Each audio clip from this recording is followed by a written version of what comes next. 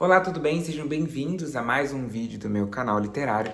Hoje nós vamos conversar sobre Relatos de um Gato Viajante, que eu terminei ali no finalzinho de abril, começo de maio.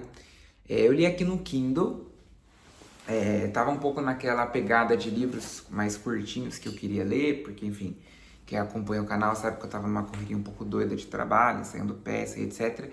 Então, eu não tava com muito tempo disponível para leitura. E precisavam ser leituras um pouco mais leves também, porque, enfim, o tempo que eu lia era no trajeto, né? Indo e voltando do trabalho.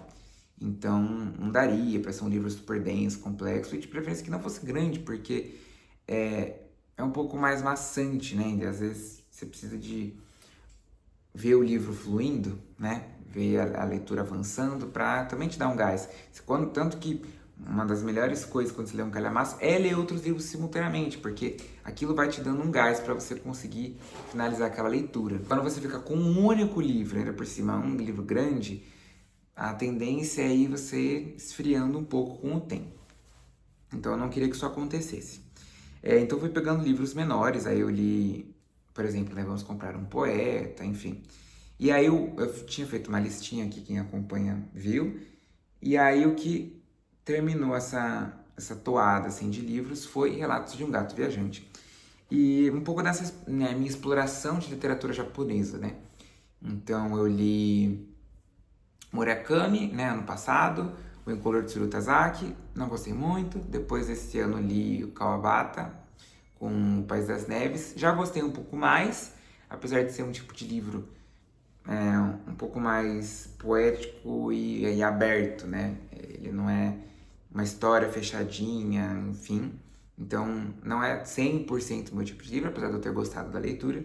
E aí veio esse, da Hiro Arikawa, Relatos de um Gato Viajante, que aí acho que ele já foi o livro que eu gostei mais, né? Além dele ter a história amarradinha, ele traz um pouco de cultura japonesa em alguns momentos, que é muito legal, porque eu acho que o legal da literatura de outros países é ela te imergir numa história e também naquele ambiente, né?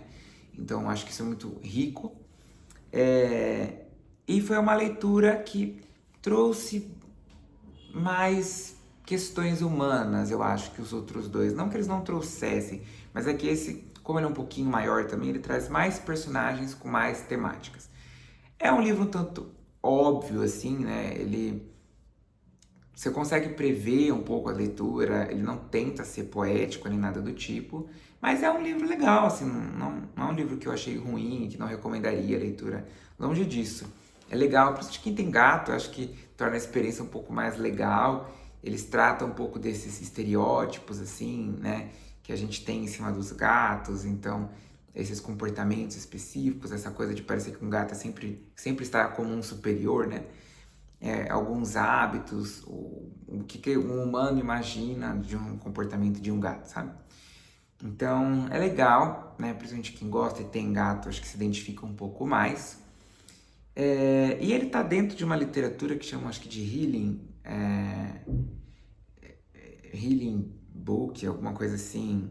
Eu esqueci como que é o termo, Healing Fiction, acho que é uma coisa assim. Que é essas leituras, assim, que o pessoal fala, um quentinho no coração, uma coisa de mais tranquila. Confesso que eu não acho esse livro assim, a esse ponto. Eu acho um livro bem triste, para falar a real. Então eu não sei curar o que aí nessa história, mas enfim. Então basicamente a gente acompanha o gatinho, que eu acho que é Nana, né? A tendência brasileira nossa, acho que é ler Naná, mas se eu não me engano, o japonês puxa um pouco os acentos, então deve ser Nana, mas enfim, não sei. Então tem o gatinho e o seu dono, que é o Satoru, e o livro esses relatos, né, desse gato viajante, é ele visitando casas com esse dono, porque por alguma razão o dono precisa passar esse gato, ele não vai conseguir mais cuidar dele, então ele precisa arrumar um novo dono pro Nana. E aí ele faz essas viagens porque ele quer conhecer se essas pessoas de fato podem ficar com o gatinho. Então, e aí você descobre que todas essas pessoas foram amigos dele da época de escola. E ele quer encontrar alguém que queira o gato e que o gato também se adapte, enfim.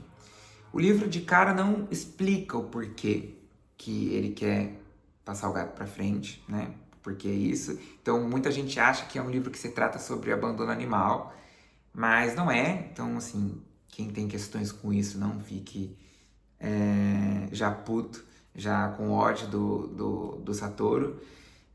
Leiam o livro, depois vai aprofundando, mas essa história, na verdade, isso é realmente o livro segurando a virada que vai ter lá na frente, né? Eles vão soltando aos poucos as informações e uma hora você entende, depois o livro te explica com mais detalhes, mas enfim, é um tanto previsível. E aí ele vai contando essas viagens. E aí, na verdade, você vai entendendo que todos os personagens têm questões, né? São humanos. Então isso que é interessante, né? Cada visita que ele faz explica como o Satoru conheceu aquela pessoa, qual relação eles têm, né? Todos foram da escola, mas enfim, de tempos diferentes, porque ele se tornou órfão, né? Cedo, foi morar com a tia tinha um trabalho que obrigava ela a mudar muito frequentemente de casa, e aí cada mudança ele acaba vindo para outra escola, então ele tem amigos que conviveram com ele em períodos diferentes da vida. E aí ele vai visitar essas pessoas, ele conta um pouco esse passado, como se conheceram, e como tem sido a vida daquela pessoa nos dias atuais, e os conflitos que cada um enfrentam. E mostra um pouco como que justamente esses conflitos impedem que essas pessoas consigam ficar com esse gato, porque elas têm questões mal resolvidas na vida delas, né? E isso acaba atrapalhando, né? Enfim, e aí são 5 relatos, né? E aí vai contando. Não quero dar spoilers, né, sobre o final. A primeira virada ali do livro é um tanto previsível, mas logo em seguida vem uma segunda que aí você não espera tanto. Mas é um livro tranquilo de ler no quesito vocabulário, fluidez, etc. Ele flui muito bem. É muito interessante, você se reconhece um pouco naqueles personagens, você simpatiza com eles, então é uma leitura que flui bem, é muito simples, é muito fluida, apesar dela ser um pouco triste. Gosto que ela aborde um pouco esses personagens, mas ela é um pouco triste porque, enfim, né, quando começa a tratar desses personagens que vão surgindo e da questão do protagonista, é bem sentimental, assim, né? E a relação do gato com ele, né? É bem sentimental, é triste, por isso que eu falo que eu não sei de onde isso é quentinho no coração, porque é mais triste do que prazeroso, digamos assim. Mas é um livro que super vale a pena, flui muito bem. Eu teria terminado ele antes, se não fosse essa correria. É um livro que em uma semaninha dá para terminar tranquilamente, assim.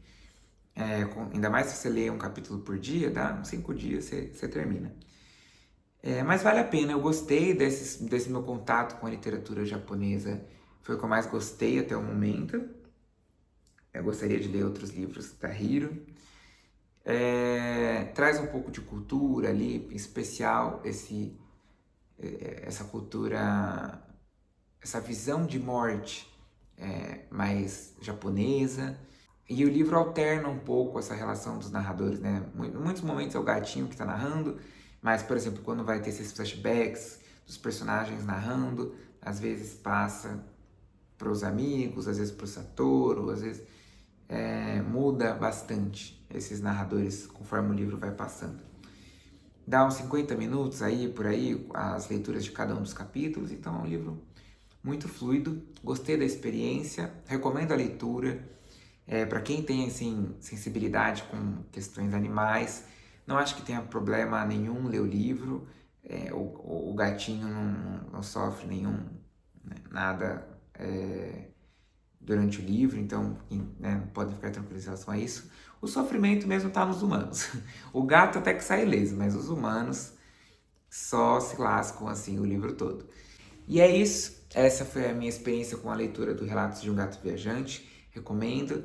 Quem quiser conhecer um pouco mais de literatura japonesa, principalmente quem gosta e tem gatos, acho que super vale a pena. Livro bem tranquilinho, curtinho, dá para ler rápido. E é isso. Como sempre, deixo as minhas redes sociais aqui na descrição do vídeo.